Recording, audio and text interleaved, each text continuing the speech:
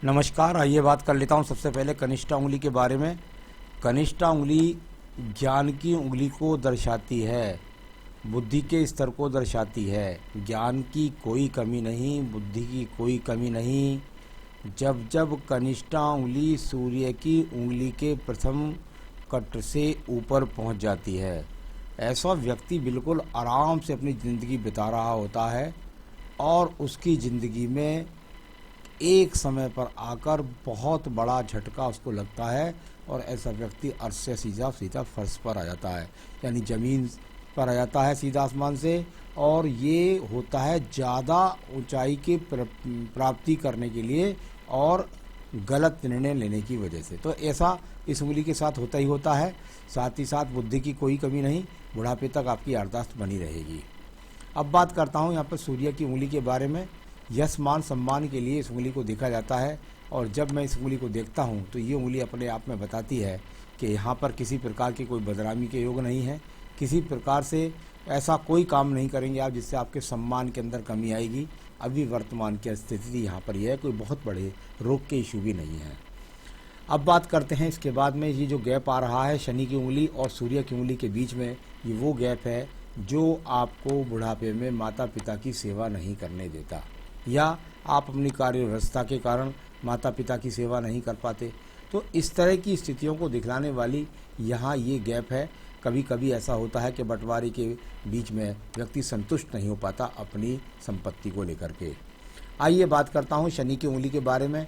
शनि की उंगली, और यहाँ पर यदि देखता हूँ तो यहाँ से इसको रोगों के लिए देखा जाता है और धन की बहुत बढ़िया स्थिति और ख़राब स्थिति के लिए।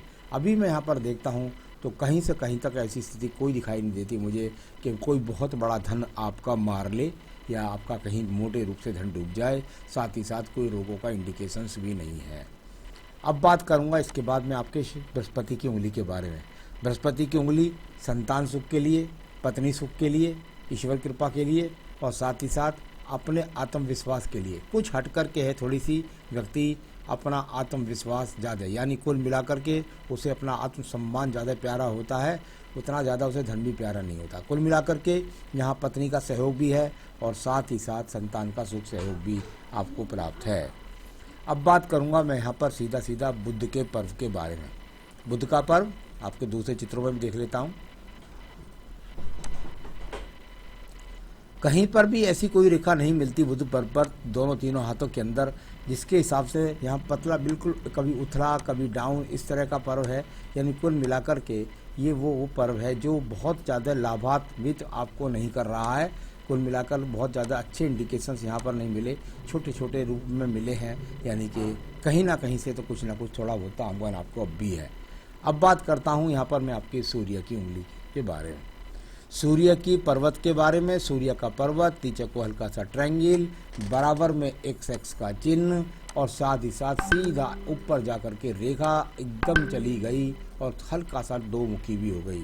मैंने हमेशा कहा अगर त्रिकोण से निकल करके सूर्य पर्वत पर सीधी रेखा जाए तो ऐसा व्यक्ति यदि राज्य सरकार की नौकरी के लिए प्रयास करता है अपनी युवा उम्र में तो उसको प्राप्त होती है, एक बात। दूसरा, जब इस प्रकार के संकेत लेकर के उंगली जाती है और बराबर में क्रॉस का चिन्ह आता है तो जीवन में जो व्यक्ति की गति चल रही होती है उसके अंदर निश्चित रूप से बड़े डाउन का सामना व्यक्ति को करना पड़ता है।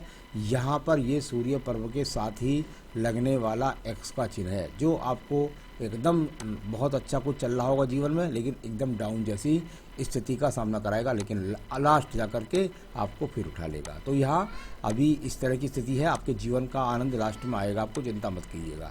यहाँ पर शनि पर्व के साइड में भी एक एक्स का चिन्ह है और फिर यहाँ पर भी खड़ी हुई रेखाएं दो, यानी कुल मिलाकर के वो रेखाएं इस बात को बताती हैं कि आपका आने वाला समय, चिंता ना करें, बिल्कुल बुढ़ापा बहुत सुंदर होगा, कोई डरने की ज़्यादा बात नहीं है। अब बात करता हूँ मैं इसके बाद में सीधा आपके यहाँ पर जो एक्स हैं बने हुए, एक सुंदर सा एक्स यहाँ भी है और जहाँ एक नीचे का ट्रायंगल भी है, व्यक्ति का स्वयं का मकान भी है, पैतृक संपत्ति भी है और राज्य सरकार की नौकरी का अगर आप प्रयास करते तो आपको मिल ही जाती और कुल मिलाकर संसाधन भी, अपना घर का मकान और सामान्य संसाधन भी हैं। तो यहाँ इतना खराब बृहस्पति नहीं है जिसके लिए कोई जैसा आपका सवाल है। हाँ, ये ज़रूर है कि वर्तमान में स्थिति खराब हो जाएगी तो उसको पढ़ूंगा मैं भी। अब आइए हृदय रेखा को। हृदय रेखा और कुल मिलाकर जाकर के बृहस्पति की तरफ देखने वाली हृदय रेखा व्यक्ति के जीवन के अंतर्गत व्यक्ति को मन से सुंदर बनाती है और व्यक्ति सच्चाई का बहुत ज़्यादा पालन करता है और किसी के साथ ज़्यादा बुरे व्यवहार नहीं रखता। मन के अंदर बिल्कुल वर्तमान में थोड़ा शांति है, बाकी कोई रोग बड़े संकेत नहीं है। अब मंगल पर्व के लिए चलिएगा। मंगल पर्व कर्म रेखाओं के लिए जाना जाता है। कर्म रेखा हाथ के अंदर है, हाँ बिल्कुल हाथ के अंदर कर्म रेखाएं हैं। व्यक्ति कर्म करने के लिए तैयार है, कर्म करता है, तो ये इस तरह का यहाँ पर मंगल पर्व तो कुल मिलाकर कर्म रेखाओं के रूप में ठीक है। यहाँ से आप मेहनत करके धन पर्व को पहुँचते हैं तो धन कमाते हैं, सूर्य पर्व को पहुँचते हैं तो भाग दौड़ करके अपने जीवन में उन्नति प्राप्त करते हैं। तो ये सब यहाँ पर मिला। अब बात करता हूँ मैं यहाँ आपकी सीधा एक रेखा के बारे में, पर्वत के रेखा के बारे में। इसको बोलते हैं बुद्धि रेखा। यहाँ से बुद्धि रेखा थोड़ा सा एकदम डाउन गई और यहाँ जा कर के ये इस तरीके से, एक तरीके से देखें तो ये आपकी यहाँ इस तरह जो है ये चंद्र पर्वत की रेखा से संबद्ध यानी कि भाग्य रेखा से जाके कुछ मिलती है। जब ये सूर्य पर्वत के नीचे जाकर के इस तरीके से रेखा मिले और एकदम से उठ कर के डाउन हो जाए तो व्यक्ति अपने गलत निर्णयों का शिकार हो जाता है। किसी गलत आदमी से व्यापार करना, किसी गलत आदमी के साथ संबंध बनाना, तो इस तरह का एकदम डाउन हो जाना। लेकिन उसके बाद आपको दूसरी रेखा संभाल लेगी और वहाँ से निकाल करके ले जाएगी, क्योंकि आपके पास योजनात्मक रेखाएं अभी हैं। योजनात्मक रेखाएं जब व्यक्ति के पास होती हैं तो व्यक्ति योजना करके दोबारा से अपने आप को संभाल जाता है। तो ये अपने आप में थोड़ा बुद्धि रेखा पर मुझे हल्का सा मिला, कुछ हल्का सा मुझको यहाँ पर ये दीप सा भी नज़र आया। यहाँ से लेकर यहाँ तक ये आपकी बुद्धि रेखा में ये दीप आ गया। इसकी वजह से आपके जीवन में कोई गलत डिसीजन से आपको नुकसान का सामना करना पड़ा। आइए बात करते हैं द्वितीय मंगल पर्व। झगड़ों के लिए, झंझटों के लिए, मुकदमों के लिए अभी यहाँ कोई स्पष्टता नज़र नहीं आ रही। मुझे इस तरह का कोई नहीं लगता कि कोई मुकदमों का, झगड़ों का, झंझटों का सामना आपको करना पड़े। अब बात करते हैं नीचे आपके सीधा चंद्र पर्वत के बारे में। चंद्र पर्वत इस हाथ में तो अनुकूल दिखता है, द्वितीय में देख लेते हैं।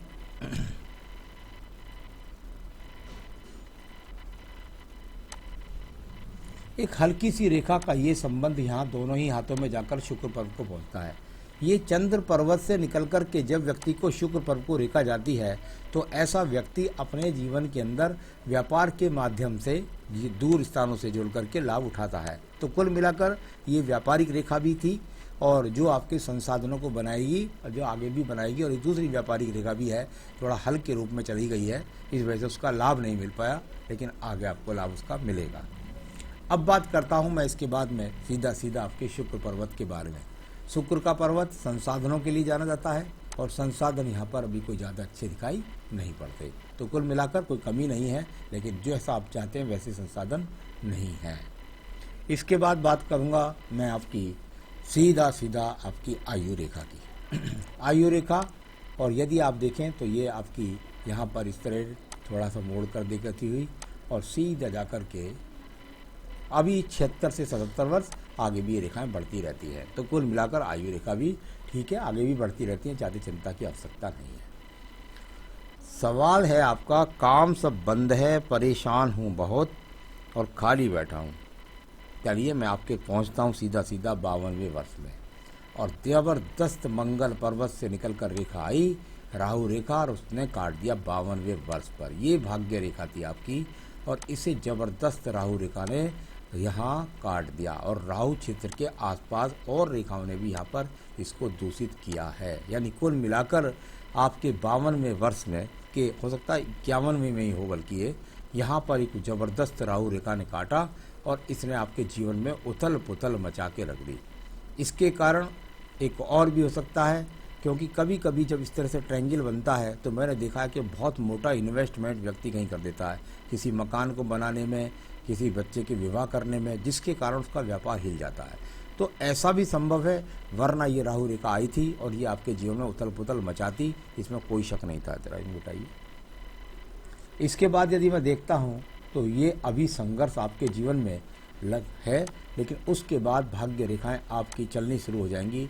अभी आपको लगभग ये संघर्ष बना रहेगा और असली इसका सहयोग मिलेगा आपको जाकर जीवन के 60वें वर्ष के बाद। यानी अभी आगे आने वाले समय में भी स्थितियां ज़्यादा अनुकूल नहीं हैं, परंतु आप व्यापार दोबारा करना चाहें तो कर सकते हैं। कृपया करके कोई नया व्यापार ना करें, जो आपका पुराना व्यापार है उसी के अंदर खोजिए कि कहाँ कमी रह गई है, क्योंकि वो बुद्धि रेखा ने भी बताया था, और उसी को दोबारा से स्टार्ट कीजिएगा तो आप वो दोबारा व्यापार कर सकते हैं। और आपका भाग्य निश्चित रूप से जो बहुत शानदार है, जिसको आपको मुड़ के ही नहीं देखना पड़ेगा, उसे कहते हैं आपके जीवन का 60वें वर्ष का, और जीवन के अंत तक आप सही रूप से कमा पाएंगे, सारे संसाधन आपके पास होंगे। तो ये आपके सवाल का जवाब भी हो गया। और अब मैं ज़रूर बताना चाहूँगा, क्योंकि यदि आपने ये काम नहीं किया तो फिर आपके लिए बहुत मुश्किल हो जाएगा। आपको रोज़ाना अपनी पूजा में एक तो संकट नाशन गणेश स्तोत्र शामिल करना होगा। संकट नाशन गणेश स्तोत्र मैं लिंक दे दूंगा इसका, और साथ ही साथ पढ़ना होगा आपको दारिद्र्य दहन स्रोत। ये दोनों लिंक मैं आपको भेज रहा हूँ। आपका आज जब भी व्यवसाय शुरू करें तो व्यवसाय वाली दुकान पर जाकर रोजाना वहाँ श्री सूक्तम और रुद्राष्टकम का पाठ करें। ये व्यवसाय पर करना है तो घर पर संकट नाशन और दारिद्र्य दहन या चारों पूजा एक साथ कर सकते हैं, और दुकान पर श्री सूक्तम और साथ में रुद्राष्टकम का पाठ करें। बस किसी रिंग की ज़रूरत नहीं है, इतना कर लीजिए, आप देखिए जीवन में बहुत कुछ अनुकूल होता चला जाएगा। नमस्कार।